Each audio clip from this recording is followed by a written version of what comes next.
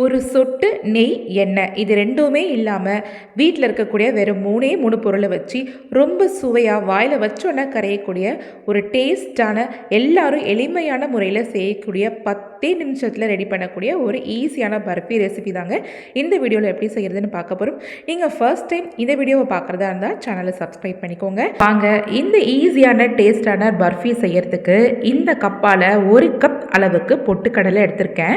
நீங்கள் எந்த கப்பால் பொட்டுக்கடலையை மெஷர் பண்ணுறீங்களோ அதே கப்பால் மிச்ச எல்லா இன்க்ரீடியன்ஸையுமே மெஷர் பண்ணிக்கோங்க. இப்போ இந்த பொட்டுக்கடலையை அப்படியே வேற ஒரு மிக்ஸி ஜார் கப்பில் மாற்றிட்டு நம்மளால் எந்த அளவுக்கு நைஸான பவுடராக இந்த பொட்டுக்கடலையை அரைச்சி எடுக்க முடியுமோ அந்த அளவுக்கு நைஸாக அரைச்சிக்கோங்க. நீங்கள் எந்த அளவுக்கு நைஸாக அரைக்கிறீங்களோ அந்தளவுக்கு பர்ஃபி நல்லா சாஃப்டாகவும் டேஸ்ட்டாகவும் இருக்கும். அடுத்ததாக நம்ம பொட்டுக்கடலை அளந்தோம்ல அதே கப்பால் 1 கப் அளவுக்கு தேங்காய் துருவல் எடுத்திருக்கேன். தேங்காயில் இருக்கிற கருப்பு ஓடு மாதிரி ஒரு பகுதி இருக்கும் இல்லையா, அதெல்லாம் நீக்கிட்டு நல்லா குட்டி குட்டி வெள்ளையான பீசஸாக கட் பண்ணிவிட்டு மிக்ஸி ஜாரில் சேர்த்துட்டு அதுக்கப்புறம் நல்லா பல்ஸ் மூடி விட்டுட்டு இந்த மாதிரி நைஸாக துருவுனது போல் ரெடி பண்ணி எடுத்து வச்சுருக்கேன். இப்போ இந்த தேங்காய் துருவலை அடுப்பில் ஒரு பேன் வச்சுக்கலாம். பேன் நல்லா சூடானதுக்கப்புறமா இந்த தேங்காய் துருவலை இதில் சேர்த்துட்டு நல்ல லோ ஃப்ளேம்லேயே ஒரு 3 நிமிஷத்துக்கு மட்டும் வதக்கி விட்டு எடுத்துக்கலாம். நம்ம வதக்கி விடும் போது இந்த தேங்காய் துருவலோட கலர் மாறவே கூடாது. தேங்காய் துருவலில் உள்ள ஈரப்பதம் போகிறதுக்காக மட்டும்தான் இந்த தேங்காய் துருவலை நம்ம இன்றைக்கி வதக்கி எடுக்கிறோம். ஒரு 3 நிமிஷம் மட்டும் வதக்கினா போதுங்க. பாருங்கள், தேங்காய் துருவலுமே கலர் மாறவே இல்லை. இப்போ இதை வேற ஒரு தட்டுக்கு மாற்றிடலாம். இப்போ அதே பேன்லையே நம்ம பொட்டுக்கடலை மெஷர் பண்ணோம்ல அந்த கப்பால் 1.5 கப் அளவுக்கு சர்க்கரை சேர்த்துக்கலாம். பொட்டுக்கடலை அளந்த கப்பாலேயே 1 கப் அளவுக்கு தண்ணி சேர்த்துக்கோங்க. நீங்கள் சர்க்கரைக்கு பதிலாக நாட்டு சர்க்கரை உபயோகப்படுத்துறதா இருந்தால் கூட சேர்த்துக்கலாம். இப்போ இந்த சர்க்கரையை நம்ம ஒத்த கம்பி பதம் வர அளவுக்கு கொதிக்க விட்டுட்டு ஒத்த கம்பி பதம் சர்க்கரை பாக மாற்றிக்க போகிறோம்.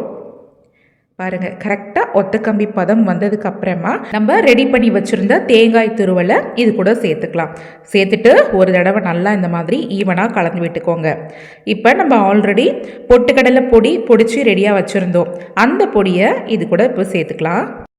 வாசத்துக்காக ஒரு 1/4 டீஸ்பூன் அளவுக்கு ஏலக்காய் பொடியும் சேர்த்துக்கோங்க. சேர்த்துட்டு இந்த ஸ்டேஜில் கேஸோட ஃப்ளேமை நல்லா மீடியமாக மாற்றிட்டு நல்லா கைவிடாமல் நல்லா சரசரன்னு ஃபாஸ்ட்டாகவே இது போல் நல்லா கலந்து விட ஆரம்பிங்க. நம்ம பொட்டுக்கடலை மாவு சேர்த்ததுக்கப்புறமா இந்த சக்கரை பாகில் சேரும்போது கொஞ்சம் அங்கங்கே கட்டிகள் தட்டும் தான். இருந்தாலுமே இந்த மாதிரி நல்லா கட்டியெல்லாம் அழுத்தி விட்டு ஈவனாக இந்த மாதிரி நல்லா ஒன்று சேர கலந்து விட்டுக்கோங்க. இந்த ஸ்டேஜில் கேஸோட ஃப்ளேமை நல்லா ஃபுல் ஃப்ளேமாக மாற்றிட்டு மேற்கொண்டு ஒரு 2லேருந்து 3 நிமிஷத்துக்கு இந்த மாதிரி ஈவனாக தொடர்ந்து கலந்து விட்டுக்கிட்டே வந்தீங்கன்னா இதிலிருந்து நல்ல பபிள்ஸ் வந்துட்டு இந்த மாவு கொஞ்சமாக நல்ல ஒரு டைட்டான திக்கான கன்சிஸ்டன்சிக்கு மாறி வரும். இந்த கலவையை கலந்து விட இன்னும் கொஞ்சம் இந்த கலவை கனமாக மாறிக்கிட்டே வரும். பேன்லையுமே கொஞ்சம் கூட ஒட்டாமல் வரும். இதுதான் பர்ஃபெக்டான ஸ்டேஜுங்க. இப்போ கேஸ் ஸ்டவ்வை ஆஃப் பண்ணிவிடுங்க.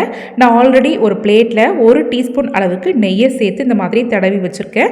இது கூட பர்ஃபி ஒட்டாமல் வரத்துக்காக மட்டும்தான் இந்த கலவையை இந்த பிளேட்டில் சேர்த்துடலாம். சேர்த்துட்டு இதை டேப் பண்ணவோ மேலே சமன்படுத்தவோ தேவையில்லை. இதுவே அழகாகவே சமனாகவே ஸ்ப்ரெட் ஆகிடுங்க. இப்போ இது நல்ல சூடாக இருக்கும். இது ஆறிட்டு ஒரு மிதமான சூடு வர வரைக்கும் வெயிட் பண்ணிக்கலாம். இப்போ பார்த்தீங்கன்னா நல்ல ஒரு மிதமான சூடு இருக்கும் போதே இந்த பர்ஃபியை ஒரு கத்தியை யூஸ் பண்ணி நம்ம விருப்பப்பட்ட ஷேப்பில் கட் பண்ணி எடுத்துக்க போகிறோம். நான் இன்றைக்கி ஸ்கொயர் ஷேப்பில் கட் பண்ணுறேன். நீங்கள் விருப்பப்பட்டிங்கன்னா நம்ம காஜு கத்லிலாம் இருக்கும் பார்த்தீங்களா, டைமண்ட் ஷேப், அந்த ஷேப்பில் கூட கட் பண்ணி எடுத்துக்கோங்க. இப்போ பாருங்கள், கத்தி பர்ஃபியில் இறங்கும் போதே ரொம்ப ஸ்மூத்தாக சரசரன்னு இறங்குதுங்க. இதிலருந்தே தெரியும் ஸ்வீட் எந்த அளவுக்கு உங்களுக்கு சாஃப்டாக இருக்கும்னு. சாஃப்டாக மட்டும் இல்லைங்க, ரொம்ப டேஸ்ட்டாகவுமே இருக்கும். இப்போ பாருங்கள், எல்லாத்தையுமே சூப்பராக ஒரு ஸ்கொயர் ஷேப்புக்கு கட் பண்ணி எடுத்தாச்சு. இப்போ பிளேட்லேருந்து ஒரு ஸ்வீட்டாக நம்ம வெளியில் எடுத்துட வேண்டியதுதான். ரொம்ப ஈஸியாகவே வெளியில் வந்துடுங்க. கொஞ்சம் கூட நெய்யோ எண்ணெயோ சேர்க்காம வீட்டில் இருக்கக்கூடிய 3 சிம்பிளான இன்க்ரீடியன்ஸை வச்சு 10 நிமிஷத்தில் வாயில் வச்சோன்னா கரையக்கூடிய ரொம்ப ஈஸியான எளிய முறையில் எல்லாருமே செய்யக்கூடிய வகையில் ஒரு பர்ஃபி ரெசிபி தான் இன்றைக்கி பார்த்துருக்கோம். இந்த பர்ஃபி ரெசிபி உங்களுக்கு பிடிச்சிருந்ததுன்னா லைக் பண்ணி ஷேர் பண்ணுங்கள். சூப்பர் கிச்சன் சேனலையும் சப்ஸ்கிரைப் பண்ணிக்கோங்க. நன்றி.